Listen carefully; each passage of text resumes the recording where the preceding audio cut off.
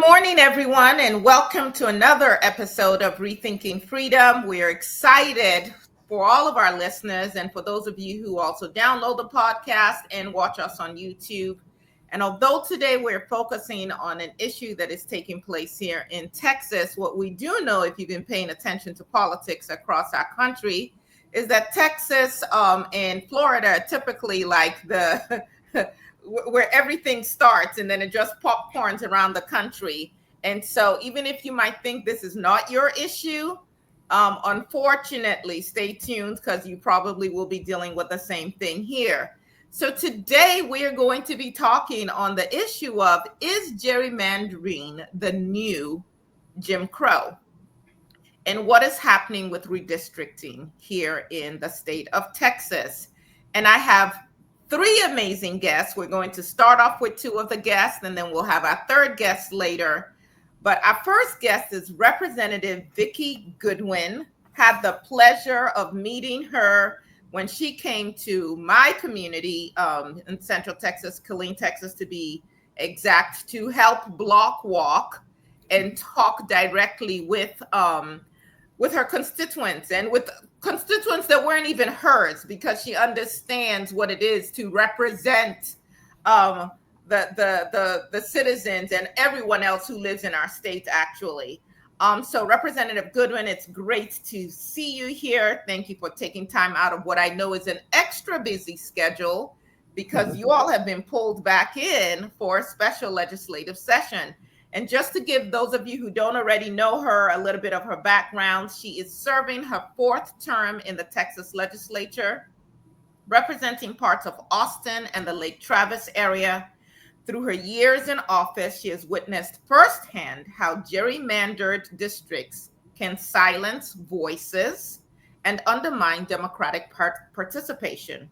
Her legislative priorities include increasing public school funding, and I know my district is facing some very serious cuts, addressing housing affordability, and advancing gun violence prevention. She's also very interested in demonstrating how fair representation is essential to addressing the challenges facing all Texans. Before entering public service, Representative Vikki and her husband ran Goodwin and Goodwin Real Estate, connecting with communities across Central Texas and giving her unique insight into how district boundaries affect local communities.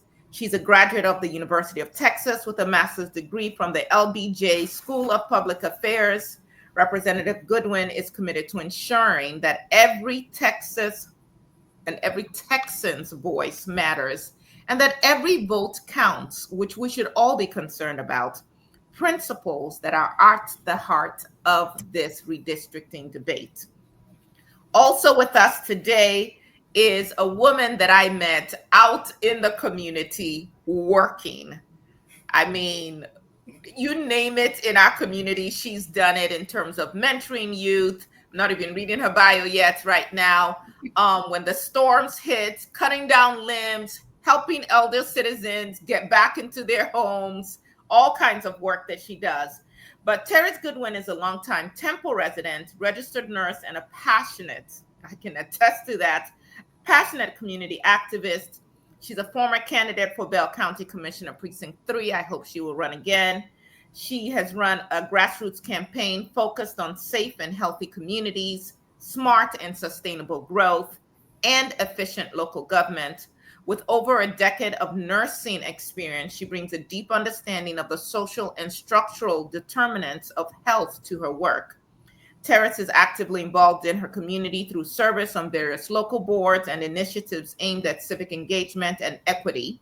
She's also, and congratulations on this, the recently elected president of the Bell County Texas Democratic Women. Her leadership is grounded in a belief that everyone deserves inclusive representation, responsive government, and the opportunity to not only survive, but to thrive. Thank you so much, ladies, for joining me today. Thank you for having us. I'm going to start with Representative Goodwin. What is this whole special legislative session all about? Well, I mean, really, it's a smokescreen. It's Trump being desperate, thinking that with his bad policies and how much he has harmed this country, that he's losing popularity and that he will lose control of Congress in the 2026 midterms. So out of that desperation comes Trump asking Abbott to do redistricting right now to create 5 new Republican congressional seats in Texas. That's what it boils down to. So for those of us who maybe paid attention to civics class, do we typically redistrict at this time? No, not in the middle of a decade. So we normally do our census every 10 years. We did the census in 2020. We will next do the census in 2030. And so the idea behind redistricting is to make sure every district has an equal population or as close to equal as you can get. And so that if we don't have the number, a census to base our districts on, how do we know how many people to put in each district? So we're flying blind, and that's not appropriate for us to redistrict mid decade. So this is fairly unprecedented. It may have happened before my time, but it's not normal. And it certainly isn't normal, or maybe it is, since the Supreme Court seems to think it is, to try to specifically draw districts and gerrymander in such a way that you are minimizing the voices of some so that a particular party can rule carte blanche without any checks or balances. Because we currently have a supermajority, don't we, in both houses of the legislature? We don't have a supermajority in the House, in the legislature. Okay. So they do have the majority, but they still, like if we need 2/3 vote on something, they do have to rely on some Democrats for that, some Democratic votes. So we have, it's 86 to 62, 64, sorry, 86 Republicans to 64 Democrats in the Texas House.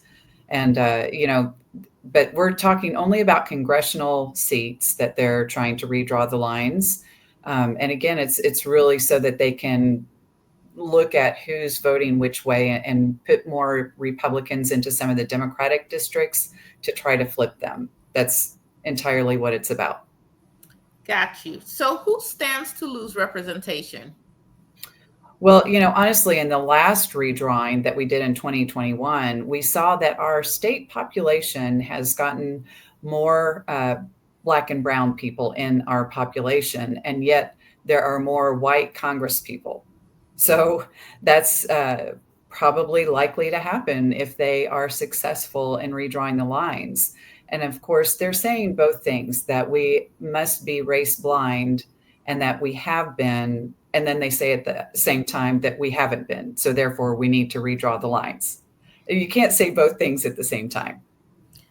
Except with the MAGA Republicans, they absolutely can, just depending on the time of the day. The flip-flops are amazing. I know that in my district with the redrawing in 2020, and some of you, the listeners, you all might remember all of the tactics that Trump and his administration put in place to actually, I would say, thwart us getting really good census figures, because they kept playing around with how long the process would be, what the process would look like. And it was really all designed for us not to get the actual numbers that we need. And so in my district, they ended up carving out what we call a donut.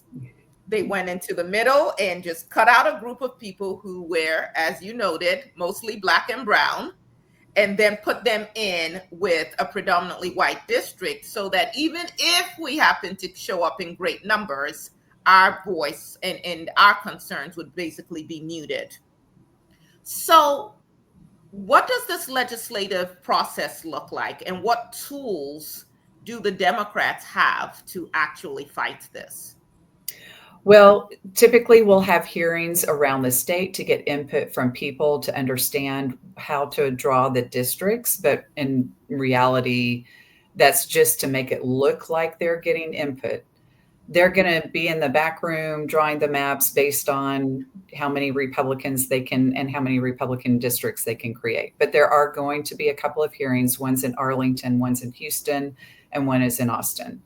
The public will have the opportunity to speak at these hearings. And then we will vote on maps, but likely what will happen is we will have very little time to look at the final map. This is what happened in 2021 is we had different maps that were floating around, but then the final map, the public didn't have the opportunity to comment on because it had changed from what was presented initially. And so then what tools we have, again, there's a majority of Republicans, so they can vote the maps and, they can vote on them. It's likely that if they do look at, removing the Black and brown voice through this redistricting process, there will be lawsuits. And then as far as tools, Democrats are always trying to delay things as much as possible to give the public more time for input, and then a quorum break. We had a quorum break in 2021 when we felt like there was a potential for people to not have their voice heard through elections and changes to the election laws. We left for 30 days, but it's just hard to keep us away from homes, families, jobs.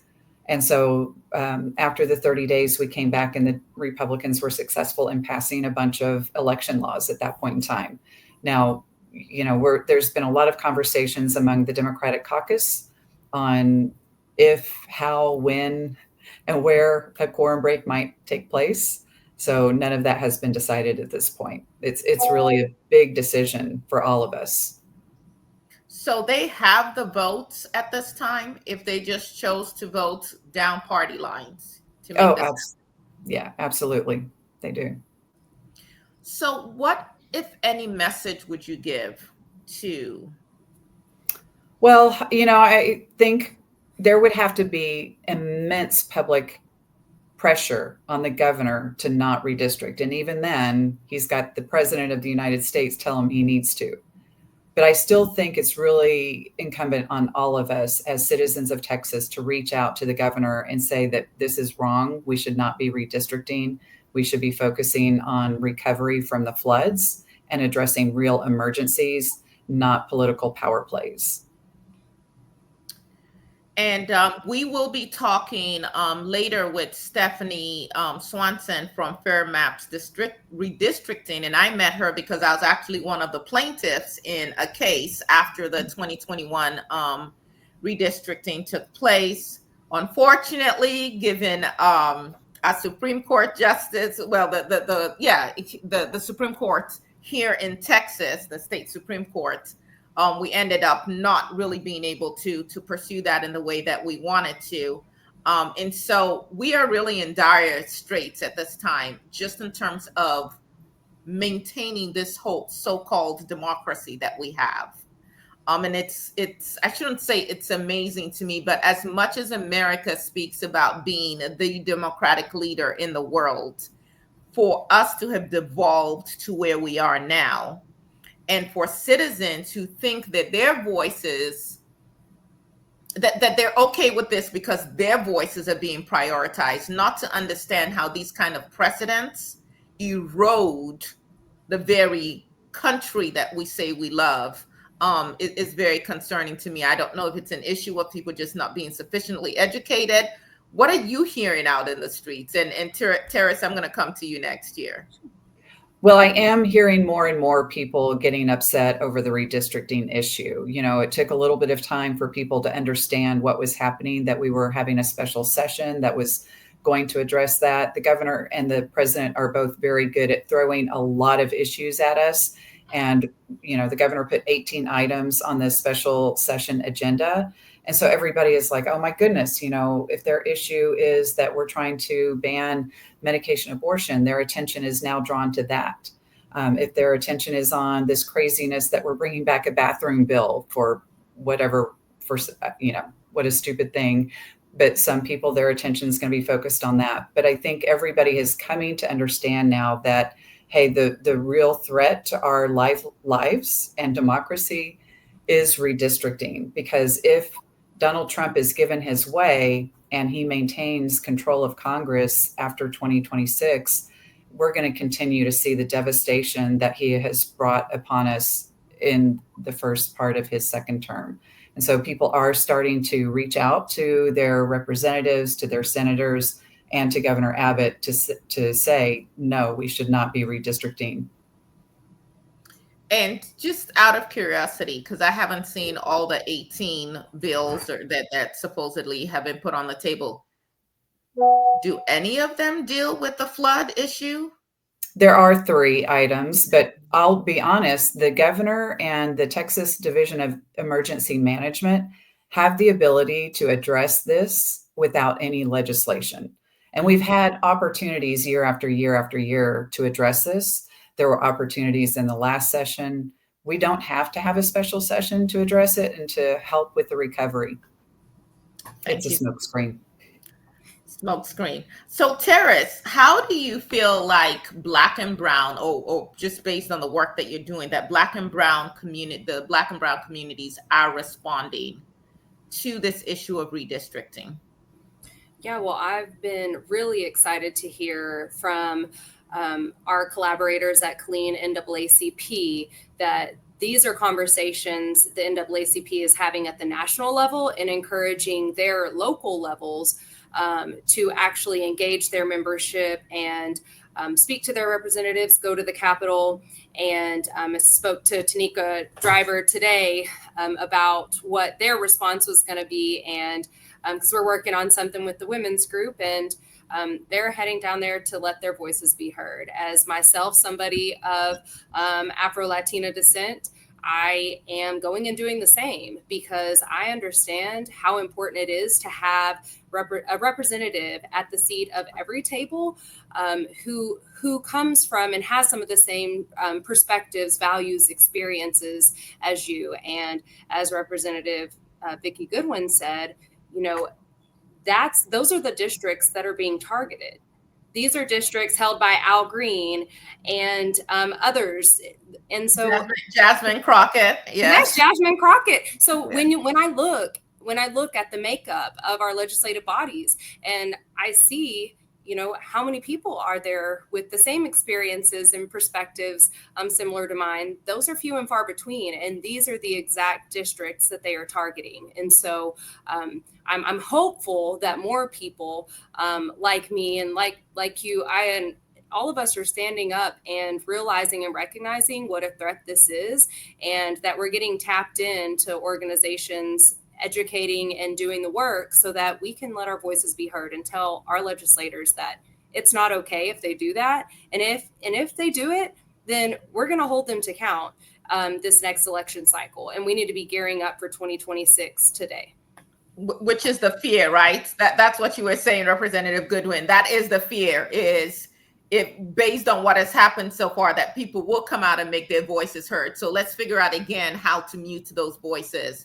Yeah. So Terris, what role do you feel like grassroots organizations should be playing in challenging Abbott and the Republicans? And at this point, I almost don't even want to call them Republicans. I want to call them white fascists, because although we don't like to talk about these things, we have an issue with white nationalist fascists right now in this country.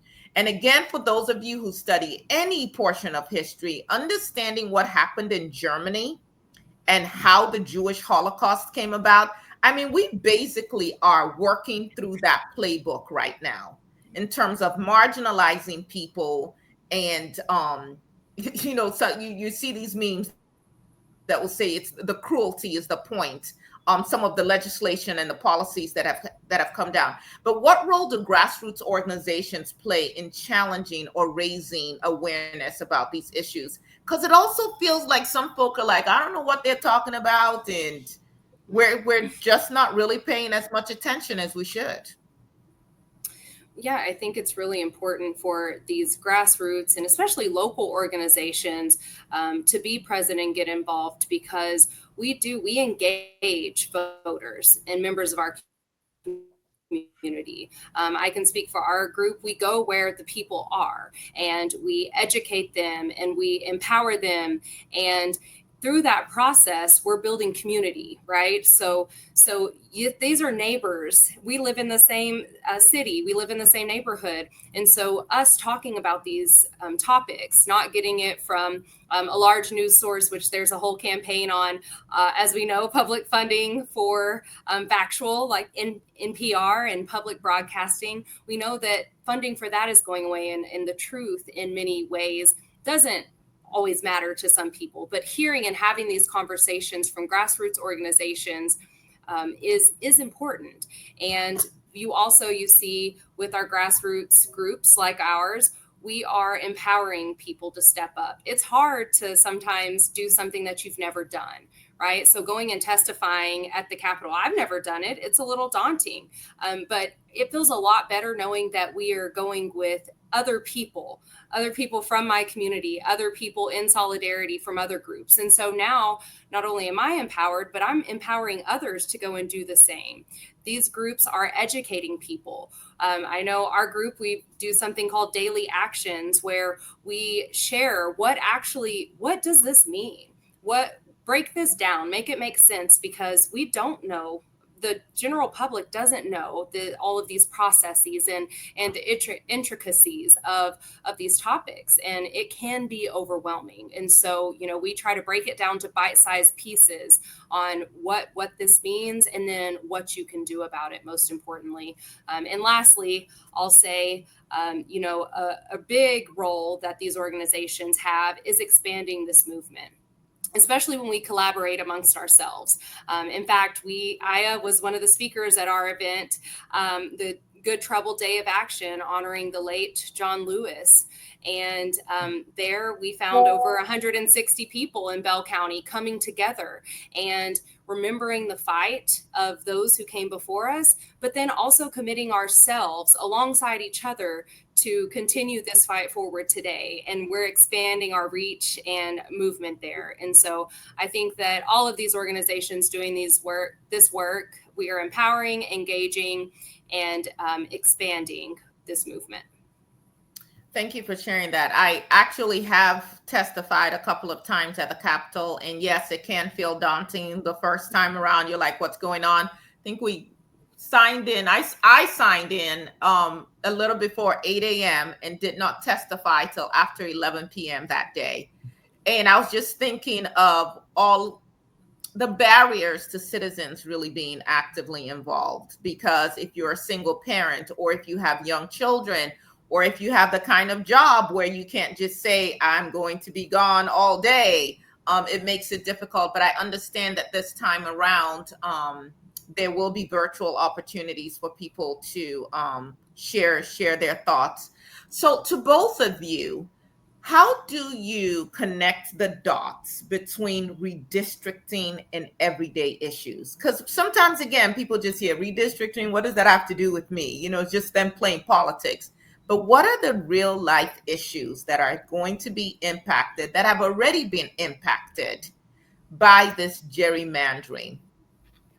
Well, when you draw districts to favor a certain party, the outcome is going to be that they're in the majority and they get their priorities passed. So in this last legislative session, the big issue was on vouchers and spending our public tax dollars on private schools. So we've put together a pot of money of $1 billion. That's a lot of money that we're going to allow to go to private schools, as opposed to funding our public schools that are right now, many of them running a deficit budget, having to close schools, having to lay off teachers or increase class sizes, having to scale down programs like the International Baccalaureate program from one of my schools. So it's that's a huge thing that impacts a lot of people, a lot of families, whether their schools are successful and have the resources that they need, whether the teachers in their neighborhood are getting the salary that they deserve and staying in that profession. A lot of teachers have left the profession. Could be healthcare. Again, when we vote on people to go into the legislature or to Congress, they're making really impactful decisions about healthcare, whether it's women being able to make their own personal private healthcare decisions, or whether it's just even being able to have the coverage you need to go see a primary doctor and take care of yourself early on and not let some illness get to the point where you have to end up in the hospital. So, that if they are drawing lines to favor a certain party, that party has the majority. They have the ability to make decisions for our population. And right now, the Republicans, in my mind, have been making decisions that have been harmful to people. Most definitely. I know. And Terris, I don't know if this is an area that you want to speak on, but I know that in Texas, we did not accept the Medicaid expansion, which helped to get us to the ominous position where we had one of the highest, if not the highest, percentage of residents who were uninsured.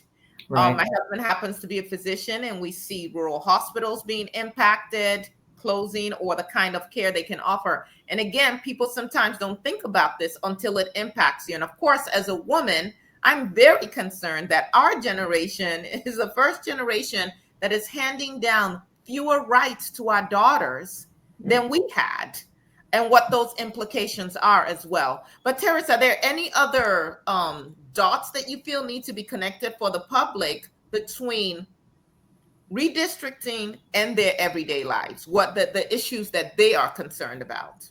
Yeah, I think really going back to, and I know diversity is a bad word, they trying to be framed by one side of the aisle, but it's not. Diversity and perspective and experience is valuable. And I think that when you look at the makeup of our legislature, and if it is only one, if the game is rigged to benefit only one party and have representation from only one party, that is disenfranchising an entire group of individuals who do exist in this community. And so our views and our experience on healthcare, why it is important for some of us to fully fund public schools and enhance and improve Medicaid, then those voices aren't being represented and aren't being voted. Our representatives aren't voting through that lens for us, right? And so I think that every issue that touches our lives is impacted by legislation. And those legislators are voted district by district, whether it's state, whether it's Congress, based on the maps that are drawn. So when these maps are drawn to favor a certain party, a certain race, insert X, it's not fair and it's not right. And ultimately, it disenfranchises voters, and it takes away the civil right that, like we revisited and remembered last week, that so many before us came and fought for. And it's not fair for them to try to come and take away that right in this way. Whether it's maps, whether it's changing the rules for voting laws, it's not okay. So that's what I got on that one. Well, thank you for that. I know I was recently talking to someone, and their big concern was outages, power outages. And I said, but do you understand that legislators have the ability to make certain decisions that could address all of that? I have neighbors who are like, actually, I was in court and we had just had a major outage in the Belton area. And the judge was asking me, had I been impacted? And I said, yes. And he says, well, why haven't you bought a generator? And then he goes on to talk about the generator he has that's $10,000 and so on and so forth. And I'm thinking, I'm already paying taxes, right? We want to make a distinction between quote unquote first and second and third world countries. What are we doing in the state of Texas, where as soon as there's a storm, we're losing power and people are being affected in so many ways? And so as I was talking to this person, I said, do you understand that when you make the decision not to vote, that is a vote for us to carry on in the way that we are right now? And just the importance of getting us, all of us, re-engaged, because unfortunately, far too many of us who are eligible to vote aren't even voting. And I think a lot, I feel like this whole redistricting piece also helps to advance voter suppression, because you kind of feel, well, my voice isn't going to count. Why even bother? Any thoughts on that?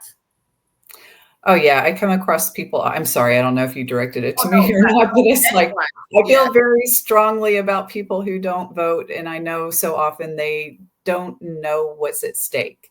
And so I think it is incumbent upon each of us who's an elected official to go out in the community or grassroots organizations to go out in the community and educate people.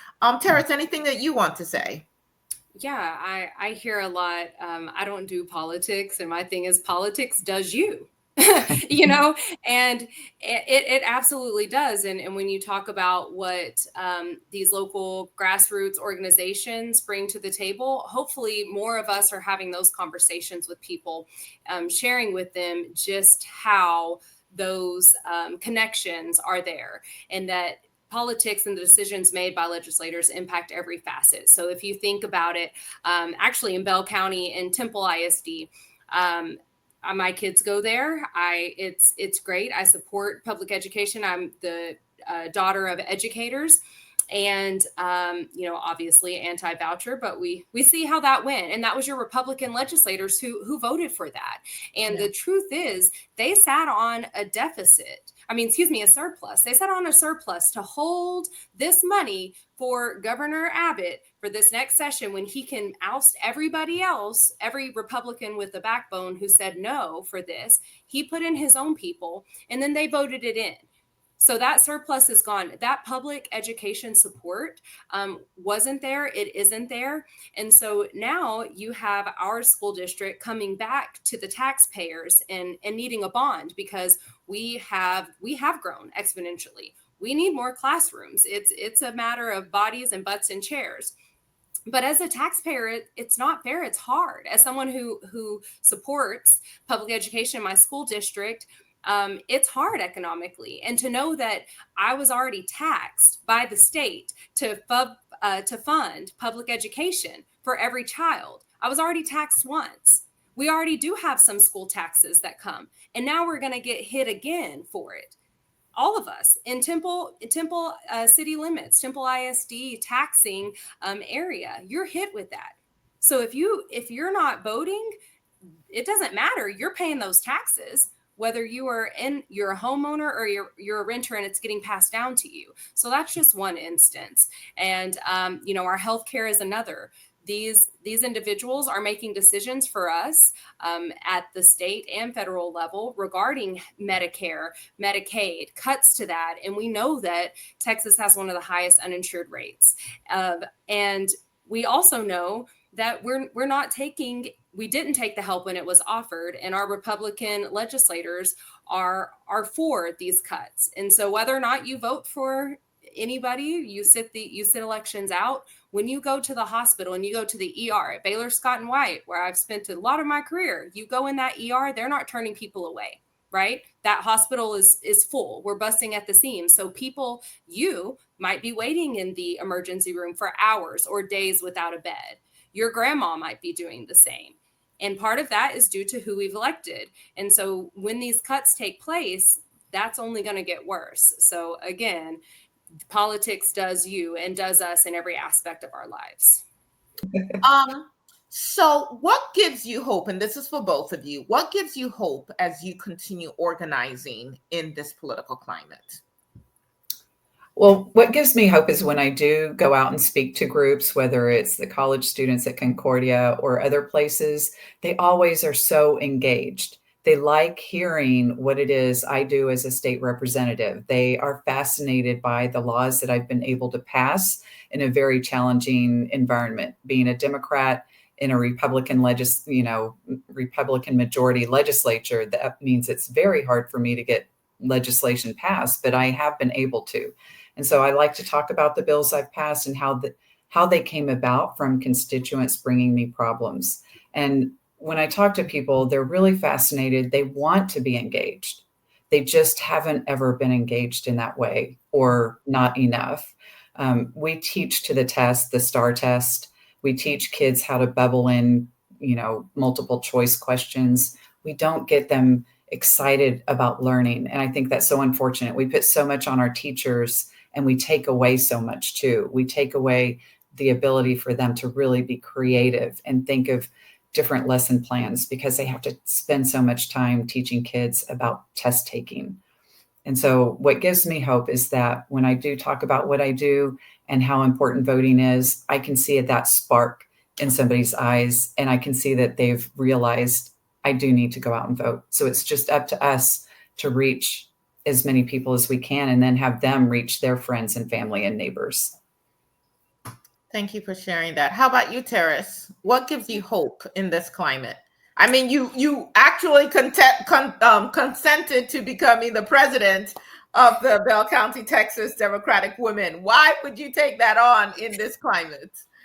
Right. And that's part of one of my greatest hope, what brings the most hope, because within that group, you see a turnover of leadership of people who are my age. I'm 33, and that was big for this group, a group that's been around for so long and doing such great things, but with an average age of around 60. And we saw so much of that as far as who's engaged politically. It is that age group and that age range, and while they have so much wisdom to offer, and they've held down the fort and built the bones of this ship, we have to have young people energizing and moving that ship forward and bringing more people on board. And I see that happening. It is insane to me, mind blowing, that our membership is over 100 members now. We were like 20 last year. And these are young people, of course, older as well. I'm not ageist. Everyone has a place in this, but we know that for long-term sustainability and success of our party,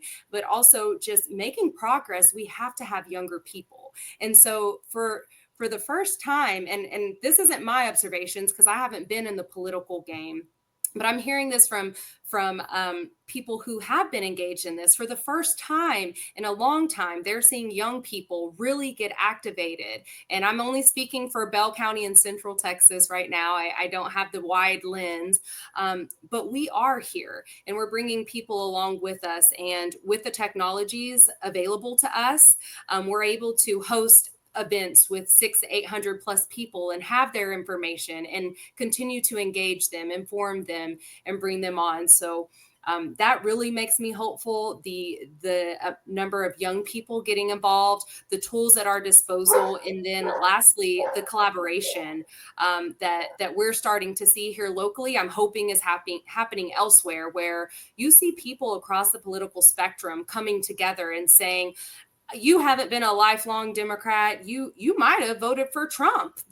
his first term, or even this last one, and you've seen now what he's done and how the promises weren't kept. And we're going to work together. We're going to build this coalition to push the change that needs to happen forward. So that's what gives me hope, for sure. Well, I am excited that we have people like you who care about everybody in these positions. Are there any last words that you would like to share with our listeners and our viewers? Any marching orders? Thank you. Thank you for bringing this issue of redistricting and how important it is for people to get engaged and to vote to the public, because this is such a critical issue. Thank you very much. And thank you for the work that you're doing at great sacrifice, I know. Thank you so much. Thank you. Any last words, Ms. Goodwin? Yeah, so by the time this airs, we will have a mobilized link that I hope you can share out. And if you're in Bell County listening to this, you can connect with us. We're going to get people to the Capitol, whether to testify in person, leave a public comment on site, and pack the room to show legislators that there are people who care about this. And please, please, please, even if you can't make it, get involved and get in touch with, if you are in Central Texas, with the Bell County, Texas Democratic Women. But if you're elsewhere and you're listening to this, find some groups that are active in your community. It doesn't have to be partisan. It can be an NAACP with their voter education branch, or it could be Indivisible Syntax and Indivisible Nonpartisan, or it could be your Democratic county party or groups. But just get involved and connect, because in that community, you're going to find the support and the empowerment to really get active in this.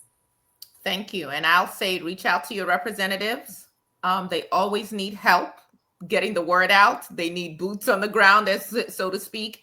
And they want to connect with us, and it's really difficult for them to reach everybody. So we can also do some of the work by reaching out to them as well. Again, thank you both. Thank you, Representative Goodwin. That's amazing. It just occurred to me. You both have the same last name. I just, oh my God. I'm like, wait a second. Okay, no relations that you're aware of?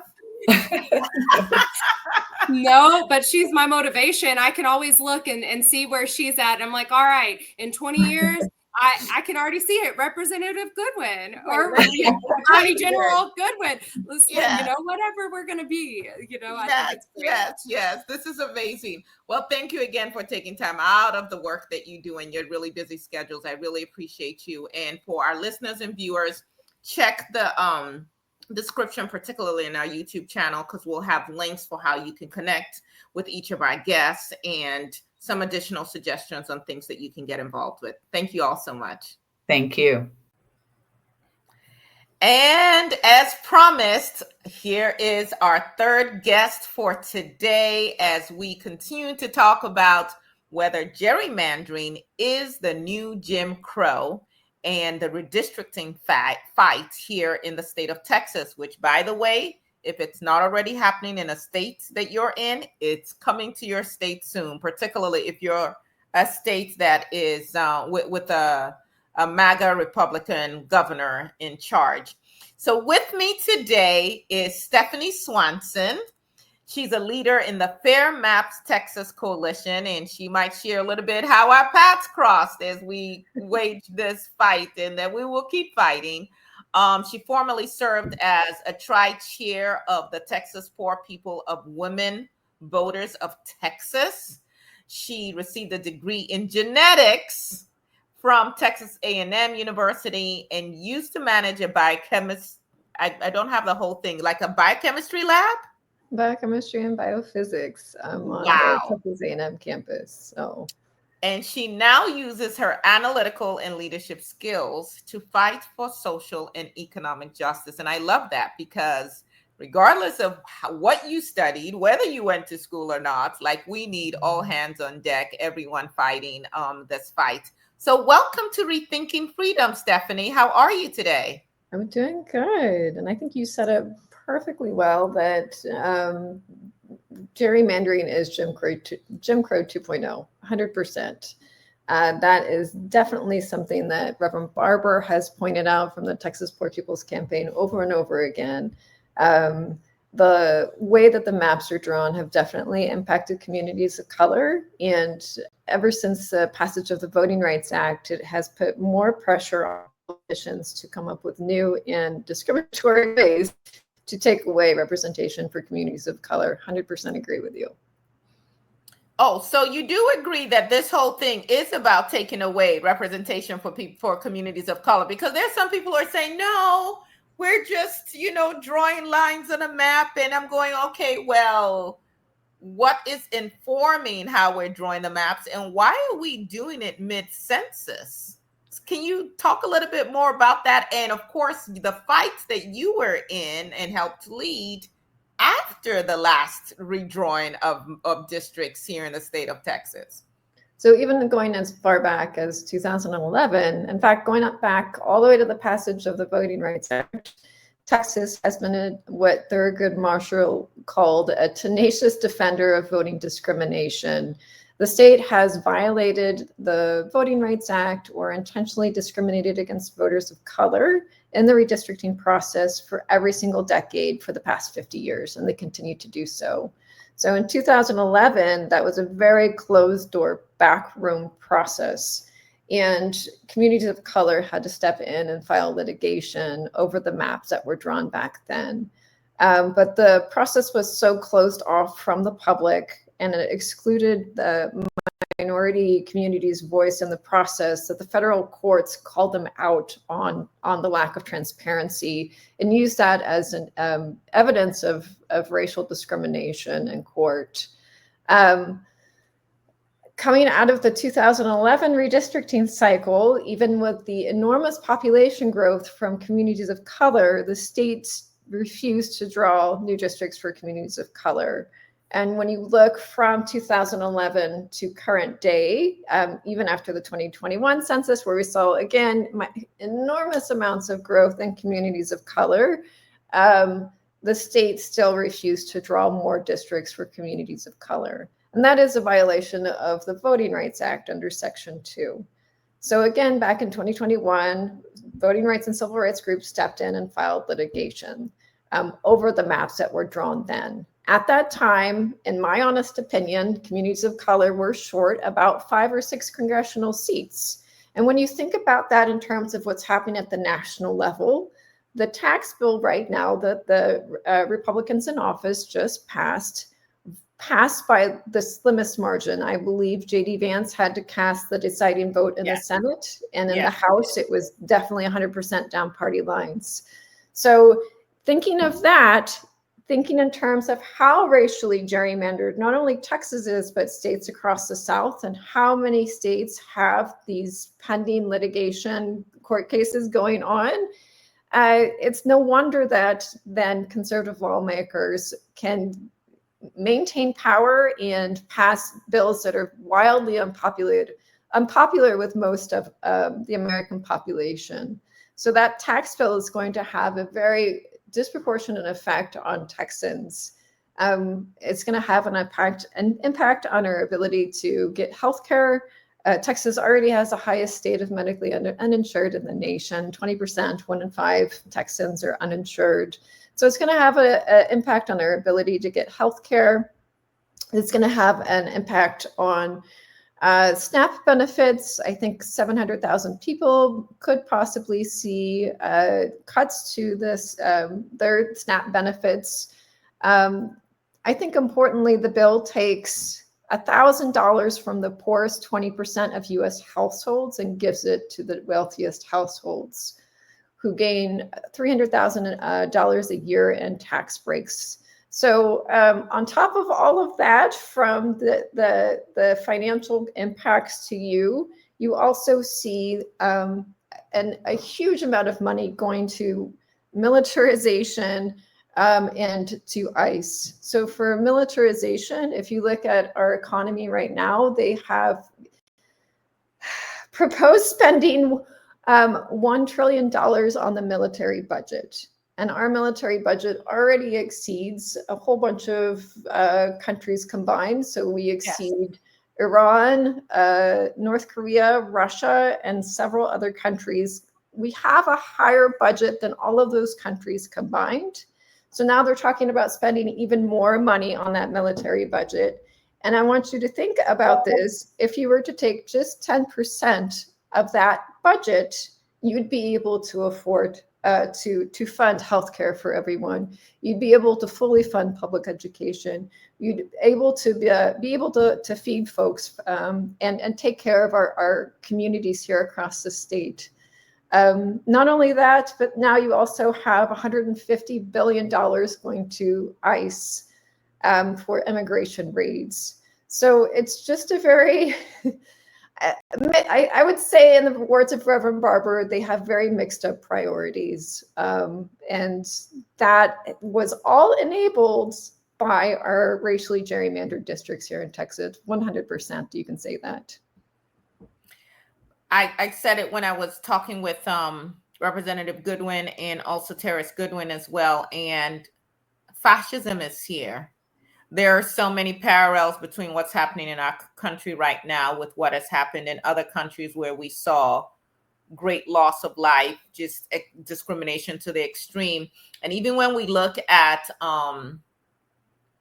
the makeup, the racial makeup, if you will, of the state of Texas, it's not almost, we are creating an apartheid system right here in Texas. So for those of you who know, like in South Africa, you had majority of the people there who were the indigenous people, the Black Africans, and they had no voice, even though they were the majority. Here in the state of Texas, based on information that you all shared with some of us who were in your training not too long ago, people of color in the state of Texas make up about 60.2%, white people 39.8%. And yet when it comes to the congressional delegation makeup, people of color in terms of that congressional makeup at 34.2%. That's versus 60.2% in total representation. It's total population numbers versus the white population, if we can call it that, having a 65.8% representation in terms of our congressional delegation. And these things are not just happening per chance. They are actually being engineered to be this way. And like you said, there are real consequences for this, for everybody. Whether you consider yourself a member of a marginalized community or an ally of a marginalized community, or whether you are MAGA in rural Texas, like all of these cuts and this mass looting of the people's funds and transfer of wealth to the wealthiest at the expense of the most vulnerable is going to impact us all and has dire consequences for us as a nation. So even back in 2021, when we saw the state taking away more representation from communities of color, we stepped in to file suit to try to remedy this in court. And that's how we got connected. You were a plaintiff on our litigation. Yes.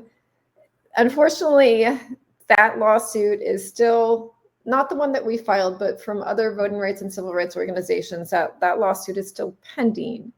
And so now the Trump administration is afraid they're about to lose their majority in the US House with the upcoming midterm elections. And they have asked the governor to put redistricting on the special legislative agenda for the special session that's going on right now.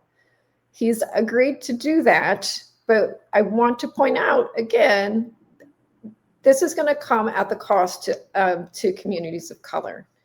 We are already at a deficit. We've stepped in, we filed litigation to stop those maps in 2021 from taking effect, and it's still making its way through the courts. We want the court to finish, right? We want them to finish making a ruling. We want new maps to be put in place. We don't need another mid-census redistricting or another redistricting cycle going on. This is just a way for the state to evade judicial review of our maps. And it's just a way for them to keep these illegal maps in place indefinitely. And the manner in which they're doing it, mid-census, very rushed schedule, no transparency. We're going to be arguing against these maps. We haven't even seen them. We don't even know what the outcome, what these maps that they're drawing are supposed to look like. So yes, definitely the misplaced priorities. The fact that we're still in litigation over the maps that were just drawn 4 years ago, and just a very deeply flawed process that's going on here. I do want to say this, as we talk about this redistricting having very serious consequences for communities of color, I feel like we also need to speak to women, because women's rights are being threatened on a daily basis. The new voter registration piece that they were trying to pass didn't yet, because they always come back. But there really is a movement to take this country back to the 1800s, I think, when only wealthy white heterosexual men had any rights in this country. What are your thoughts? And what should people be doing? Because we don't want people to just feel so overwhelmed and disillusioned like I sometimes get. But what is going on? Why should women be concerned, and those who love women? And what action should we be taking? We've seen a lot. And this all goes back to how badly our districts are gerrymandered, right? The gerrymandering of not only our state legislative districts, but our congressional districts allows elected officials, politicians, if you will, to pass policies that are widely unpopular across the board. So I know that you referenced the national legislation that would impact women and their ability to register to vote. They would have to have the same name, I believe, on their voter registration card, something about not having your maiden name or something like that. That legislation is still pending in front of US Congress. So again, if we had more fair representation in Texas, maybe the likelihood of that passing would be less. Same at the state level. So yes, the Supreme Court did overturn Roe v. Wade, but they kicked it back to the states. And so in Texas, unfortunately, because of how badly we were gerrymandered, they were able to pass this wildly unpopular legislation to ban abortion rights in Texas. Reverend Barber he has this wonderful vision, right? And so it was just a very, very quick planning process. And I'm so glad that it turned out as well as it did. We had a really good turnout for the march and the rally. Yes. But Reverend Barber, Reverend Dr. William Barber II is the national co-chair of the Texas Poor People's Campaign. He has wonderful ideas and policies. He's partnered with Yale University, University of Pennsylvania. He very much is an advocate to end poverty and works for social justice here in the U.S. He also provided the closing sermon for President Biden when President Biden was inaugurated, and he used to work fairly closely with his office. The Poor People's Campaign was fighting for economic justice. We were trying to make changes so folks that are living in the lowest sector of our life and society are lifted up. We were fighting for workers' rights, for a living wage, for clean water, for so many social justice issues as well. It's a wonderful campaign. But yeah, so that was my background basically for the past 4 or 5 years is with their campaign. Yeah. Okay, so if you want more information about redistricting and redistricting reform and what's going on in the state, you can find it at fairmapstexas.org. We are a coalition of nonpartisan groups. In the coalition, we have the League of Women Voters of Texas, Common Cause Texas, ACLU of Texas, Texas Civil Rights Project, just to name a few. We are also growing that coalition space. So if you have a nonpartisan group that's interested in joining, please just reach out to us through the website. On the website, we'll have an advocacy update page, advocacy blog. So if you're interested in finding out the latest on what the legislature is up to, you can find posts there. We also have example testimony guides. We have the Fair and Open campaign with those procedural points for folks to use in testimony and other ideas as well. Besides working on testimony, though, we are trying to, again, after this mid-census redistricting kind of comes to completion, we will be advocating for those national reforms once again. So we'll be plugging in with another coalition, a national coalition called the Declaration for American Democracy. They are working on passing some of that federal legislation. So there'll hopefully be more opportunities for folks to join us and to get involved and to raise your voice. Well, thank you again for the work that you're doing. For those of you who are listening, whether it's on the radio or our podcast, or if you're watching on the YouTube channel, come to the YouTube channel, click on our description, and we will have links to every guest that we have and the organizations that they're involved in. Here's the bottom line, friends, because if you're watching, I'm going to hope that you are a friend. Individuals don't beat institutions. And not doing anything is doing something, because it's like in not doing anything, you're allowing things to just happen. People who say, well, I don't vote for any variety of reasons, not voting is casting a vote, because the fact that your voice is not heard, you didn't even attempt to make your voice heard, means that some other voices are louder. And politics does impact all of us from before you're born now, particularly those of us who are women, till way after you die. I know that as an estate planning attorney. And so we don't get to sit this one out. We don't get to just, on our watch, allow the felon in chief and these MAGA, whatever they are, they're acting like maggots, in my opinion. Some people say, don't say anything disparaging. Well, if you're acting in a disparaging way, I'm going to call you out for what you are. We're not going to sugarcoat this. But when people choose not to exercise the power they have, they allow others to exercise power over them. So if you take nothing from everything you've heard from all our amazing guests, all of whom happen to be women, from all backgrounds, please take that your voice matters, your power, that you do have power, but that power is ineffective if you are in a silo, that it requires organization, that we must come together, that we must be courageous, that the only way you stop a bully is to stand up to the bully. We all learned this on the playgrounds, in whatever communities that we live in. If you let a bully run amok, that's what they are going to do. So again, thank you, Stephanie Swanson, for taking time out of your schedule to help educate us, for the work that you've been doing, and I pray we'll continue to do. And to all the rest of us, we need you. Let's get to work. And thank you for watching Rethinking Freedom. Thanks, Stephanie. Thanks so much.